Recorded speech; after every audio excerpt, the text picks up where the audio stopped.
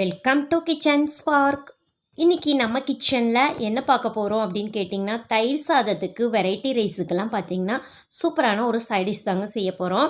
என்னன்னு கேட்டிங்கன்னா, நாம் இன்றைக்கி சேனக்கிழங்கு ஃப்ரை செய்யலாங்க. சேனக்கிழங்கு ஃப்ரை பார்த்திங்கன்னா சாப்பிட்றதுக்கு ரொம்ப டேஸ்ட்டாக இருக்கும்.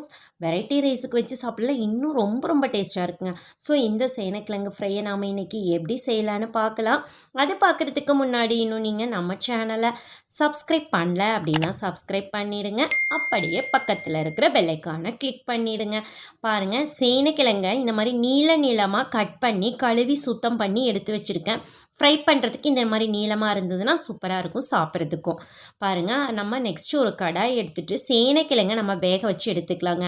ஒரு 3/4 வேக்காடு அளவுக்கு நம்ம வேக வைக்கணும்.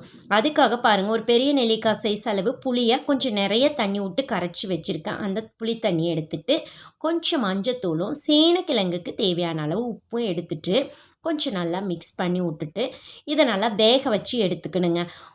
நல்லா உங்களுக்கு ஒரு கொதி வரணும். ஒரு 10 நிமிஷம் பார்த்தீங்கன்னா நல்லா ஹை ஃப்ளேமில் விட்டுறலாங்க, நல்லா வேகட்டும். பாருங்கள், ஒரு 10 நிமிஷம் நல்லா ஹை ஃப்ளேமில் கொதித்து நல்லா வெந்திருக்கு. இப்போ பார்த்திங்கன்னா இன்னும் கொஞ்சம் கூடி நம்மளுக்கு வேகணும். பாருங்கள், நான் காட்டுறேன். நல்லா இன்னும் கொஞ்சம் வெந்தால் தான் உங்களுக்கு ஃப்ரை பண்ணியில் நல்லாயிருக்கும்.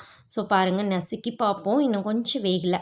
ஸோ இன்னொரு 5 நிமிஷம் மட்டும் நம்ம பார்த்திங்கன்னா மீடியம் ஃப்ளேமில் வச்சு விட்டுட்டிங்கன்னா கொஞ்சம் சீக்கிரமாக உங்களுக்கு குக் ஆகி வந்துடும்.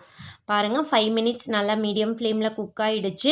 இப்போ இருக்கிற மீதி தண்ணியை வடிச்சிட்டு நம்ம இந்த சேனக்கிழங்கை எடுத்து எண்ணெயில் பொரிச்சு எடுக்க போகிறோம். அதுக்காக பாருங்கள், நான் ஆயில் போட்டு வச்சுருக்கிறேன். நல்லா காஞ்சதுக்கப்புறம் இந்த மாதிரி ஃப்ரை பண்ணிட்டிங்கன்னா சீக்கிரமாக ஃப்ரை ஆகிடும் உங்களுக்கு சேனக்கிழங்கு. பாருங்கள், நம்ம எடுத்து வச்சதோ 2 பேட்சாக போட்டு எடுத்துக்க போகிறோம். பாருங்கள், நல்லா ஃப்ரை ஆகட்டும். சீக்கிரமாக நல்லா ஹை ஃப்ளேமில் எண்ணெய் இருந்துச்சு அப்படின்னா சீக்கிரமாக ஃப்ரை ஆகிடுங்க.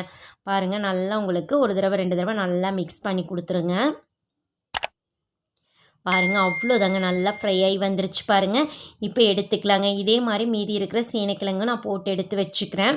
நெக்ஸ்ட்டு பார்த்திங்கன்னா நாம் இதுக்கு கொஞ்சம் மசாலா ஆட் பண்ணி ஃப்ரை பண்ணிக்கலாம்.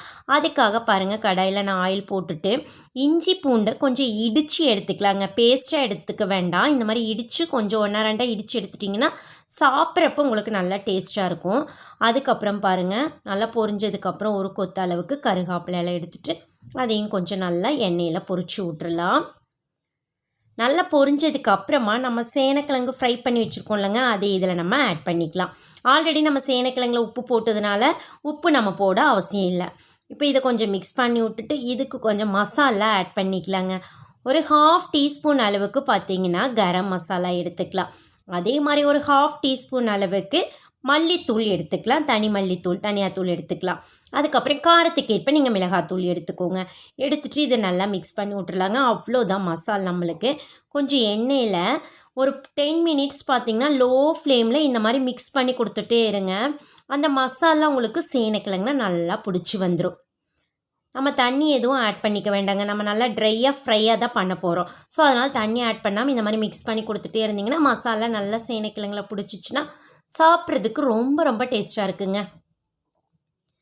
பாருங்கள், ரொம்ப சூப்பராக கலர்ஃபுல்லாக பார்த்தோன்னே சாப்பிடணும் போல் இருக்குது. அந்த அளவுக்கு சேனக்கிழங்கு ஃப்ரை நம்மளுக்கு ரெடி ஆயிடுச்சுங்க. இப்போ இதை நம்ம சர்வ் பண்ணுறதுக்காக பாருங்கள் ஒரு பிளேட்டுக்கு மாற்றிக்கலாம். நல்லா சூப்பராக பார்த்திங்கன்னா வெரைட்டி ரைஸுக்கு தயிர் சாதத்துக்கெல்லாம் ரொம்ப சூப்பராக இருக்குங்க இந்த சேனக்கிழங்கு ஃப்ரை. ஈவினிங் ஸ்நாக்ஸுக்கும் சும்மாவே சாப்பிட்லாங்க. நம்ம குழந்தைகளுக்கெல்லாம் செஞ்சு கொடுக்கலாம். ரொம்ப சூப்பராக இருக்கும். ஸோ நீங்கள் உங்கள் வீட்டில் சேனக்கிழங்கு வாங்கிட்டு வந்தீங்கன்னா இந்த மாதிரி கண்டிப்பாக ட்ரை பண்ணி பாருங்கள். ட்ரை பண்ணி பார்த்துட்டு எப்படி இருக்குதுன்னு மறக்காமல் கமெண்ட் பண்ணுங்கள். உங்களுக்கு இந்த வீடியோ பிடிச்சிருந்ததுன்னா உங்கள் ஃப்ரெண்ட்ஸுக்கெல்லாம் ஷேர் பண்ணுங்கள், லைக் பண்ணுங்கள். மறக்காமல் கிச்சன் ஸ்பார்க் சேனலுக்கும் சப்ஸ்கிரைப் பண்ணுங்கள். மீண்டும் சந்திக்கலாங்க நாம் இன்னொரு ரெசிபியோட. அது வரைக்கும் நன்றி. பாய்.